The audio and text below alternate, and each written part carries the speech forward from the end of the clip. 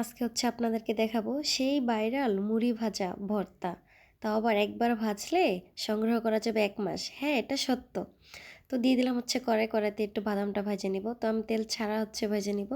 তেল দিয়েও হচ্ছে ভাজা যাবে। তো বাদামটা উঠাই রেখে দিয়ে দিব হচ্ছে আমি সরিষার তেল। এখানে সরিষার তেলটাই ব্যবহার করতে হবে।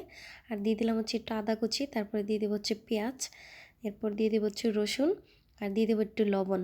লবণটা দিয়ে একটু যখন একটু হালকা একটু কালার চলে আসবে, বেরেস্তার মতো কালার, তো তখন আমি শুকনো মরিচটা, যে ভাজা শুকনো মরিচটা আছে আস্ত, সেটা হচ্ছে আমি এখানে দিয়ে নিলাম। যেরকম যখন এরকম একটা বেরেস্তার মতো কালার চলে আসবে, তখন হচ্ছে আমি দিয়ে দিব মুড়ি। তো আসলে বেশিক্ষণ ভাজার কোনো প্রয়োজন নেই, যেহেতু এটা ভাজা মুড়ি। তো ৩ মিনিট পরেই আমি দিয়ে দিলাম হচ্ছে বাদামটা। আসলে মুড়িটা হয়ে গেছে এর মধ্যে। তো তারপর হচ্ছে আমি বাটিতে ভরে নেব। সেই মুড়ি হচ্ছে ভাজা মুড়ি। তো হ্যাঁ, এটা সত্য। একবার ভাজলে সংগ্রহ করা যাবে ১ মাস।